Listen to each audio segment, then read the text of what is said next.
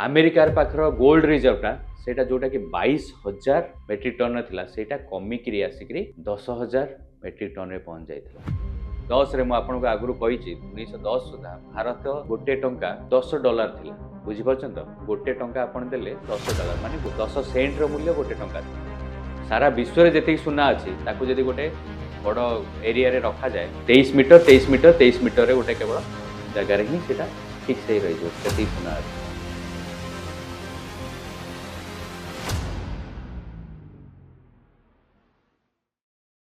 जय जगन्नाथ दर्शक बंधु, आज पुणी गोटे नुआ टॉपिक। आज टॉपिक है सुना। आपण जे देखिए वर्तमान सुना और रूपार रेट बढ़ी बढ़ी चलछि, हु हु हे बढ़ी बढ़ी चलछि। आमे बेले बेले भाबुचे कौन सुना 2030 सुधा 3 लाख छुईब ना ता आगुरु 3 लाख छुईब, इवन केबे 2 लाख छुईब ता ऊपर डिस्कशन चलछि। कौन पाई हठात ए सुनार दाम एते मात्रा रे कौन पाई बढ़िया, आमे आ विषय में ऑलरेडी गोटे वीडियो करिछु। एनीवे आज आमे डिस्कशन करिबा जे सुना रो रेट जो हु हु हे बढ़ुची तार प्रकृत कारण कौन। दर्शक बंधु आपण माने जदि ए चैनल टाको सब्सक्राइब करि नाहंती ताले मु आपनको अनुरोध करिवि चैनल टाको सब्सक्राइब कर दियंतु। आउ वीडियो गुडा जदि पसंद आछि ताको देखंतु एवं लाइक करंतु आउ अधिक रु अधिक शेयर करंतु। ता द्वारा कोन हबो ना एटा हम मानकर मनोबल बढ़ाइबो आउ एमती रिसर्च बेस्ड नुआ नुआ टॉपिक ऊपर वीडियो करिया। चलो दर्शक बंधु पुणी सुनिबा ए सुनार रेट जो बढ़ुची ता विषय आलोचना करबा आगु आउ गोटे पावरफुल करेन्सी माने जेमती सुना गोटे रहिला आउ सबुठु पावरफुल करेन्सी डॉलर विषय टे कथा हबो।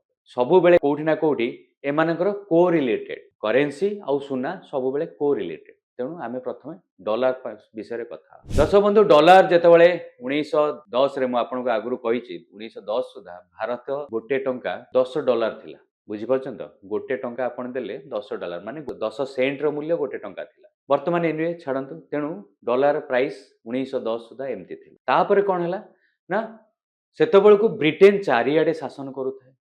ब्रिटेन रो कॉलोनीज चारियाडे थांती जेमते इवन भारत ऊपर मध्य से माने शासन करूथिले।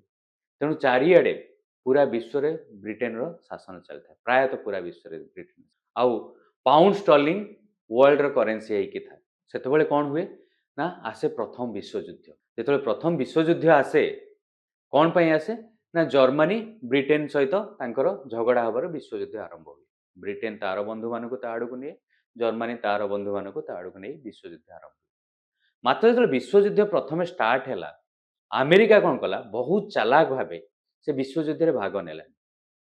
अमेरिका कोन कला ना जो देश गुडा को युद्ध करूथिले सेमानंकु से तांकर राइस ठारू आरंभ करी कॉटन ठारू आरंभ करी ऑटोमोबाइल्स ठारू आरंभ करी अस्त्र शस्त्र पर्यंत प्रथमे जोगाइला।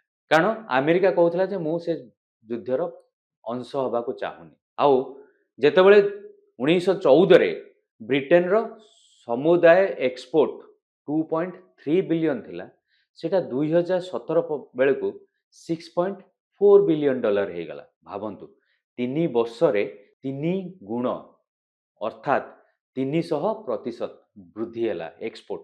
अमेरिका रे एक्सपोर्ट वृद्धि हैला कोन पई ना जेतिक जाक धनी राष्ट्र थिले समस्तकर अस्त्र शस्त्र दरकार थिला माने राशन दरकार थिला आउ कॉटन दरकार थिला जहा जहा दरकार थिला ऑटोमोबाइल्स पार्ट्स दरकार थिला सबु से माने जोगाइबा आरंभ कले एवं तांको अमेरिका रे कोन कले ना मैन्युफैक्चरिंग हब कर देले। तापरे प्रथम विश्व युद्ध शेष आड़ को अमेरिका मध्य जोग देला एवं प्रथम विश्व युद्ध सरला। प्रथम विश्व युद्ध सरला बेलू सेतबेलू कौन ना ब्रिटेन रो इकोनॉमी प्रथम विश्व युद्ध आगुरु 2018 बेलू ब्रिटेन रो इकोनॉमी आउ डेप्ट टू जीडीपी जो रेशियो को जाए केते ऋण आउ केते आपनकर इकोनॉमी सेटा मात्र ऋण टोटल इकोनॉमी रो मात्र 25% थिला। मात्र विश्व युद्ध सरिला बेलू सेटा 120% हेगला एवं द्वितीय विश्व युद्ध बेलू सेटा 230% हेगला। तेणु ब्रिटेन बोझ तले नदी हे चलला। ता भितर अमेरिका कोन हला ना प्रथम विश्व युद्ध बेले जेहेतु से माने मैन्युफैक्चरिंग हब करथिले प्रथम विश्व युद्ध रु द्वितीय विश्व युद्ध पर्यंत से माने तांकर एक्सपोर्ट आउ टेक्नोलॉजी रिसर्च ऊपर बहुत इन्वेस्ट कले। आउ सेही समय रे अमेरिका पाखरे जेतले प्रथम विश्व युद्ध हला 2018 बेलकु 2000 टन सुना थिला। अमेरिकन सेंट्रल बैंक पाखरे केते सुना थिला 2000 टन। आउ से ए जो एक्सपोर्ट कले ता एगेन्स्ट सब देशों ठारू सुना मध्य संग्रह करबा आरंभ कले। तेणु जेतेबेले 1942 आसिला सेतेबेलको अमेरिकार सेंट्रल बैंक पाखे 22,000 टन रो सुना था। 2,000 टन रु सेटा बढ़िकी 11 गुण बढ़िकी 22,000 टन हो गला।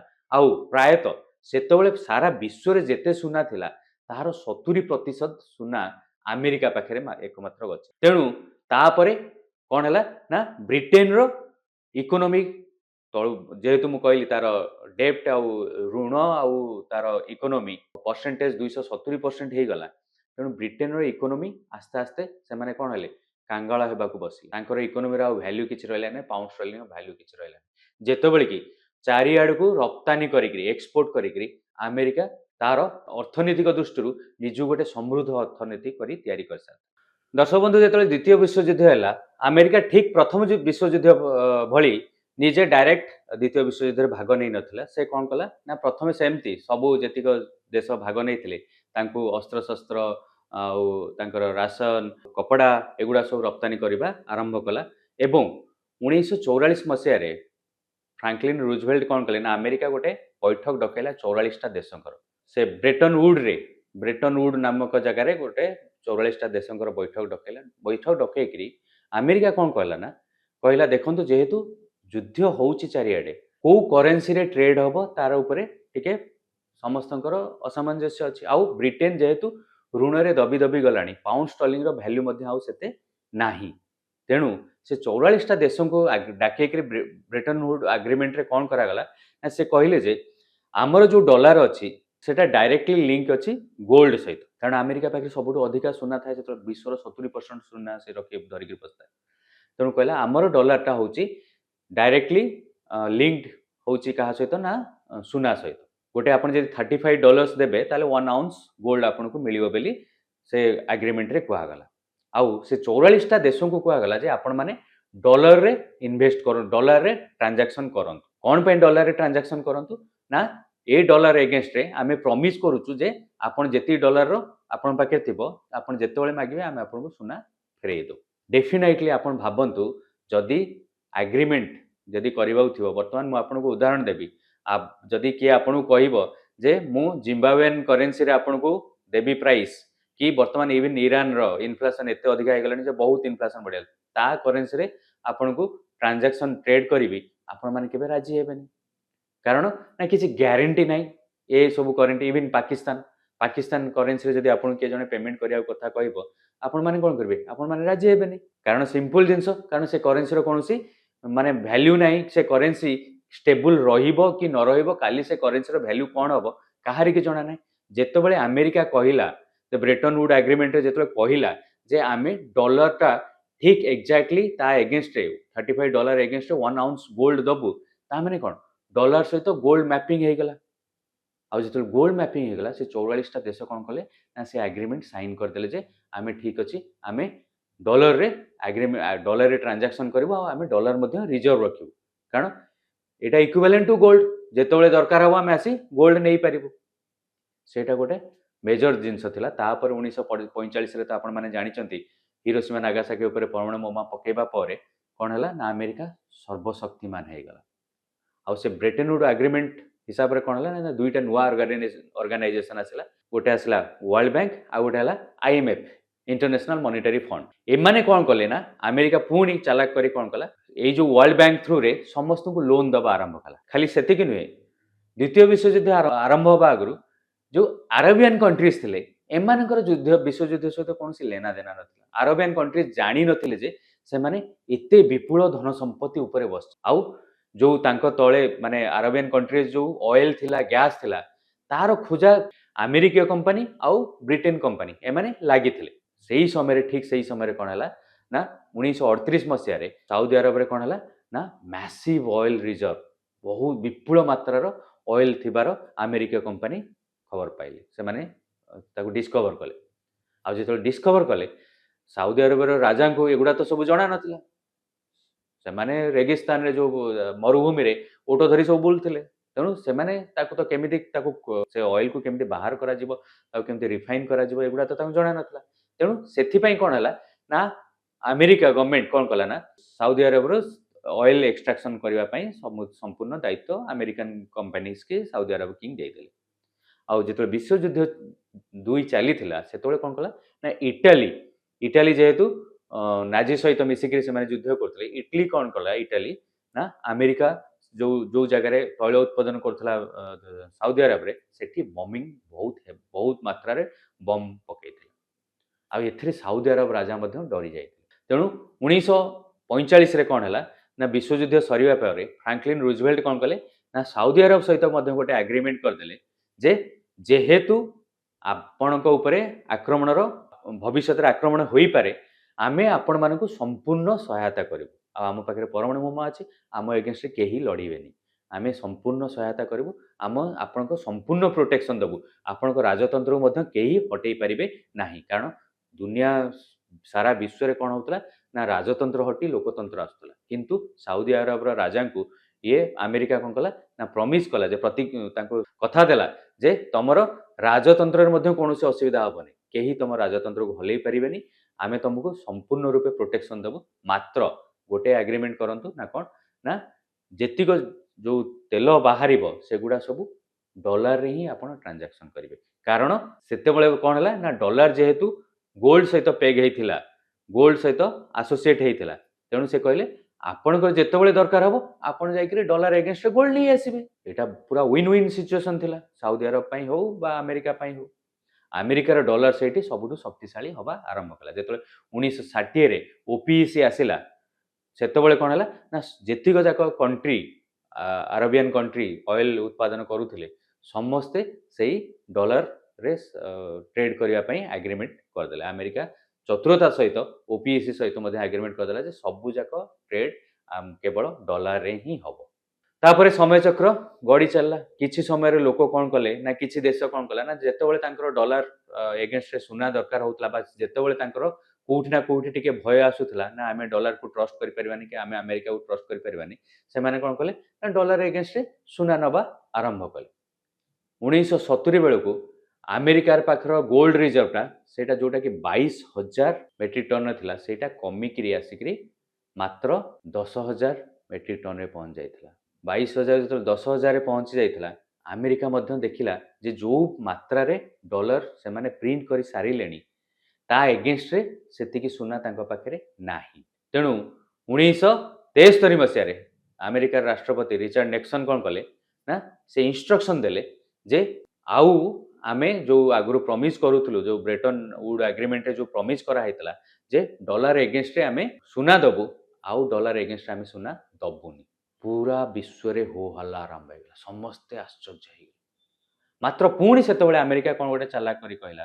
ना सबू देश को यही कथा कही बुझेदेला जे सुना आगु बहुत मूल्यवान संपत्ति थिला जदि 1971 जदि 1973 जो सेटा आसला 1973 से कहला 1960 1940 दशक सुना सबुठ मूल्यवान द्रव्य थिला 1970 दशक ऑयल सबुठ मूल्यवान द्रव्य आमे कहूचु आपण माने ऑयल केवल डॉलर रे किनी परिबे तेणु आपण माने चिंता करबा कोनोसी आवश्यकता नाही आपण डॉलर होल्ड करंतु आ ये डॉलर रे ऑयल ट्रांजैक्शन ऑयल ट्रेडिंग हबो तेणु सब देश मध्य बुझी गले आ जेतेबेले साउदी अरेबिया कहला मोर तो ऑयल दरकार नाही मु कोन करबी ताकू एक कथा कहि बुझाई देले आपण कोन करंतु आपण पाखे जेतिक डॉलर अछि आपण अमेरिकन कंपनीज गुडा करे इन्वेस्ट करंतु तेणु आपण को पैसा मध्य सेफ रहिला ऑयल न हैला नाही अमेरिकन कंपनीज रे इन्वेस्ट हेले सेठु तो आपण को रिटर्न मिलिबो सेटा मध्य तांको पई ठीक रहिला मात्र सही समय जो 1973 रे जो ये घटना घटिला डॉलर को सुना ठारू हटई दिया गला सुना सहित लिंकिंग टा हटई दिया गला से समय सुना रेट 1973 रु 1980 भितर 4.5 गुण बढ़ीगला कारण किछि देश कौन कले ना सुना किनिबा आरंभ कले सुना किनिबा जो आरंभ कले तेणु सेटा कौन है ना 4.5 गुण बढ़ीगला ता भितर दर्शक बंधु बहुत गुड़े घटना घटी आम आगु बहुत थर कही सारी जमी 2000 मसीह सदाम हुसैन आसिले से कहले नाई मु डॉलर रे ट्रांजैक्शन करी मु यूरो रे ट्रांजैक्शन करी सदाम हुसैन को रिजिम के हटई दिगला लिबिया गद्दाफी जो कहले नाई मु गोटे south African country south African currency gold based currency करी गद्दाफी को हटई दिगला जेबे कौन देश डॉलर एगेन्स्ट केबे भी कथबार्ता कर हटई दि जाए तेणु डॉलर दिन को दिन मजबूत हबारे लगिला आउ डॉलर हिसाब रे ही सुना प्राइस रेट फिक्स हुए सुनार क्वांटिटी जो सुनार प्राइस थाए ताको फिक्स करा जाए इंटरनेशनल मार्केट रे सुनार प्राइस फिक्स करा तापर कौन है ना तापर आसला जेतेबेले रशिया यूक्रेन वार है सेतेबेले अमेरिका गोटे मस्त बड़ भूल कला अमेरिका कौन से मस्त बड़ भूल कला ना अमेरिका जो रशियन रो जो डॉलर रे रिजर्व थला बॉन्ड जो डॉलर रो बॉन्ड जो रशिया किणी की रखितला पाखापाखि $300 बिलियन रो बॉन्ड ताको अमेरिका कौन करदेला ना सीज करदेला कहला से बॉन्ड आउ तमे एनकैश करई परिबो नाही कारण अमेरिका ही तो सब बॉन्ड बिके ना सब देश को कहीकि बिके तुम मैंने बॉन्ड किण अगेंस्ट अमेरिकन इंटरेस्ट दबु तुम से $300 बिलियन बॉन्ड को सीज कर दिया गला खाली सेतिकी नुहे ताठरू आउरी गोटे मारात्मक भूल कले कौन ना जो स्विफ्ट सिस्टम थिला से स्विफ्ट सिस्टम रु रशिया को काढ़ी दिया गला दर्शक बंधु स्विफ्ट सिस्टम टा वर्तमान आपण माने पचारि परंती स्विफ्ट सिस्टम टा कौन स्विफ्ट सिस्टम मु आपन को अति साधारण भाषा रे बुझाउ गले वर्तमान जंती आपण माने फोन पे रे पैसा देण नेण करछन आपण गले स्कैन कले फोन पे रे देण नेण कर देले आपण से जहा जो लोक दबा कथा दे देले जे पाइबा कथा मध्य पाई गला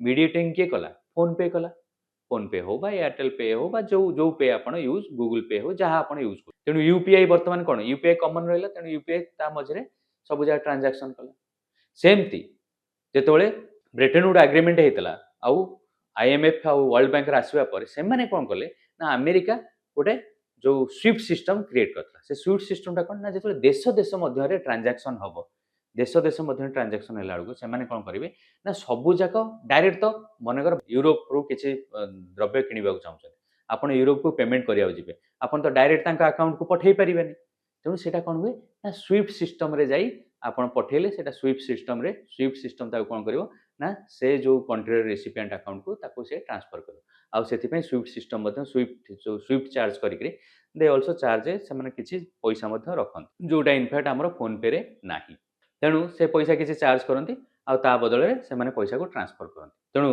आ जहाँ एगेन्स्ट जो देश एगेन्स्ट अतीत में स्विफ्ट सिस्टम रे एक्शन निया जाइछि से देश सब कांगाल हो जाइछन कोन पई ना आपण कौन देश सहित किसी ट्रांजैक्शन करि परिबे ना आपण जदि स्विफ्ट सिस्टम रो हटै दिया गला ताले आपण तो कौन ना किनि परिबे ना बिकि परिबे जोटा कि प्रॉब्लम हुए तेणु जो बाइडेन कौन कले ना जो बाइडेन तांको गवर्नमेंट थिला बेले से कौन कले ना रशिया को जेतले यूक्रेन वार्स हला स्विफ्ट सिस्टम रो बाहर कर आ सेठी से मोटे मस्त बड़ भूल कले स्विफ्ट सिस्टम बाहर करला पर से भाबितले रशिया कौन करिवो ना मुंडो नुआई देबो किंतु मात्र रशिया कौन कला ना डायरेक्ट चाइनीज युआन रे ट्रांजैक्शन करि आरंभ कला भारत सहित भारतीय इंडियन करेंसी रे ट्रांजैक्शन करि आरंभ कला जो जो देश सहित तार आवश्यकता से मान सहित तांको करेंसी रे ट्रांजैक्शन करिबा आरंभ कला आउ सेटा गोटे बड़ रीजन तापर कौन है ना ये जो स्विफ्ट सिस्टम जो हटई देले सारा विश्व चिंता करने आरंभ कले कौन चिंता करने आरंभ कले ना चिंता करने आरंभ कले कौन आमे अमेरिका को ट्रस्ट करि पारिबु कारण समय थिला जो डॉलर होची सबुठारु शक्तिशाली करेंसी थिला समय थिला जो डॉलर सबुठारु शक्तिशाली करेंसी थिला आ ट्रस्ट वर्दी थिला इनिशियली सेटा गोल्ड सहित मैपिंग थिला तापरे ऑयल सहित मैपिंग थिला एनीवे जो ऑयल पेट्रो एग्रीमेंट सेटा मध्य अरेबियन कंट्री सेटा रिजेक्ट कर देले कहले ना पेट्रो एग्रीमेंट आमे करिबो तेणु डॉलर आउ ना गोल्ड सहित मैपिंग हे अछि ना पेट्रोल सहित मैपिंग हे अछि तेणु वर्तमान जेतले स्विफ्ट सिस्टम रु ताको रशिया को हटै दिया गला तेणु सेतबेले कोन हला ना बाकी देश जेंते आरआईसी कंट्री रहले भारत चाइना रशिया एमाने ता व्यतीत ब्रिक्स रे जतिय कंट्री रहले सेमाने मध्य चिंता करिबा आरंभ कले जे आमे डॉलर ऊपर ट्रस्ट करि परिबा ना नाही जदि आपण डॉलर ऊपर ट्रस्ट करि परिबेनी ताहले आपणकर इन्वेस्टमेंट कोठी होबा दरकार काहा ऊपर ट्रस्ट करि परिबे गोल्ड सेबे भी ट्रस्ट वर्दी थिला आज भी अछि फ्यूचर रे मध्य रहिबो कोन पई ना सिंपल डॉलर अमेरिका कोन कला मन इच्छा प्रिंट करि चलला कहला एनीवे मोर तो आउ गोल्ड सहित मैपिंग है नाही तेणु कि आउ कहा सहित नाही तेणु मोर जेते इच्छा मु डॉलर प्रिंट करी किंतु सुना आपण सेमती तयारी करि परिबे नाही सुना आपण कोन जे मन इच्छा तयारी कर ना बिल्कुल नाही आउ जो देखा जाए माने सारा विश्व रे जेते सुना अछि ताको जदी गोटे बड़ एरिया रे रखा जाए तार कोन माने 23 मीटर 23 मीटर 23 मीटर रे गोटे केवल स्क्वायर रूट रे 23 मीटर या जगह रे ही सेटा फिक्स हे रहि जो सेती सुना अछि छाड़ନ୍ତୁ से कथा दर्शक बंधु तेणु सुना उपरे समस्त पुणी ପକେଇବାକୁ ଚାହୁଁଛନ୍ତି ଯେ ନାଇଁ ସୁନାଟା ଡେଫିନେଟଲି ଆମେ ସୁନା ଉପରେ ଟ୍ରଷ୍ଟ କରିପାରିବା। ସେଇଟା ହେଉଛି ପ୍ରଥମ କାରଣ କ'ଣ ପାଇଁ ସୁନା ଅଧିକ ଆଉ କାରଣ ଆ ଭିତରେ କ'ଣ ହେଇଛି ନା ରଷିଆ ତା ସୁନା ଯେଉଁ ସେଣ୍ଟ୍ରାଲ ବ୍ୟାଙ୍କରେ ତା ସୁନା ବହୁତ ମାତ୍ରାରେ ବଢ଼େଇ ଦେଇଛି, ପାଖାପାଖି 1800 ଟନ୍ ସୁନା ଏଇ 3 ବର୍ଷରେ କିଣିଛନ୍ତି। ସେହିପରି ଚାଇନା ମଧ୍ୟ ତା ସେଣ୍ଟ୍ରାଲ ବ୍ୟାଙ୍କ ପାଇଁ 1600 ଟନ୍ ସୁନା କିଣିଛି। ଆଉ ଯଦି ଦେଖାଯାଏ ଭାରତ ମଧ୍ୟ ପାଖାପାଖି 600 ଟନ୍ ସୁନା ବଢ଼େଇଛନ୍ତି, 500 ଟନ୍ ସୁନା ବଢ଼େଇଛି। ଇଭିନ୍ ତୁର୍କୀ ମଧ୍ୟ 500 ଟନ୍ ସୁନା ସେଣ୍ଟ୍ରାଲ ବ୍ୟାଙ୍କ ବଢ଼େଇଛି। ଖାଲି ସେତିକି ନୁହେଁ, ଯଦି ଦେଖାଯାଏ ଭାରତର କେଉଁ ଅନାଦି କାଳରୁ ରହିଆସିଛି କ'ଣ, ଭାରତ ସେଣ୍ଟ୍ରାଲ ବ୍ୟାଙ୍କକୁ ଛାଡ଼ିଦେଲେ ଗୃହିଣୀଙ୍କ ପାଖରେ ଯେତିକି ସୁନା ଅଛି, ମୁଁ ଗୋଟେ ଭିଡ଼ିଓରେ କହିଥିଲି ଯେ ଭାରତର ଯେଉଁ ଗୃହିଣୀଙ୍କ ପାଖରେ 36,000 ମେଟ୍ରିକ୍ ଟନ୍ର ସୁନା ଅଛି, 36,000 ଟନ୍। ଯଦି ବିଶ୍ୱର ସବୁ ଯାହା ସେଣ୍ଟ୍ରାଲ ବ୍ୟାଙ୍କର ସୁନାକୁ ମିଶାଇ ଦିଆଯାଏ ସେଇଟା 35,000 ସମ୍ ଟନ୍ ପାଖାପାଖି। ତେଣୁ ବିଶ୍ୱରେ ସବୁ ଦେଶରେ ଯେତିକି ସୁନା ଅଛି ତାଠାରୁ ଭାରତୀୟ ଗୃହିଣୀଙ୍କ ପାଖରେ ତାଠାରୁ ଅଧିକା ଟଙ୍କାର ସୁନା ଅଛି। ଏନିଏ ଛାଡ଼ନ୍ତୁ, ବର୍ତ୍ତମାନ ହଠାତ୍ କ'ଣ ପାଇଁ ଏ ରେଟ୍ ବଢ଼ିବାରେ ଲାଗିଲା? ଯେଉଁ କଥା କହିଲି ପ୍ରଥମ ହେଲା ଏ ଯେଉଁ ୟୁକ୍ରେନ୍ ୱାର୍ ବେଳେ ଯେତେବେଳେ ରଷିଆକୁ ସୁଇଫ୍ଟ ସିଷ୍ଟମ୍ ହଟେଇ ଦିଆଗଲା ଆଉ ତା ଆମେରିକାନ୍ ଡଲାରରେ ସେ ଯେଉଁ ସିକ୍ୟୁରିଟିଜରେ ଯେଉଁ ଇନଭେଷ୍ଟମେଣ୍ଟ କଥା ତାକୁ ଫ୍ରିଜ୍ କରିଦିଆଗଲା, ସେତେବେଳେ ସମସ୍ତଙ୍କ ଭୟ ଆସିଲା। ରଷିଆନ୍ ଯେଉଁ ଡଲାର ଉପରେ ଯେଉଁ କନଫିଡେନ୍ସ ଥିଲା ସେ କନଫିଡେନ୍ସ ଆଉ ରହିଲାନି।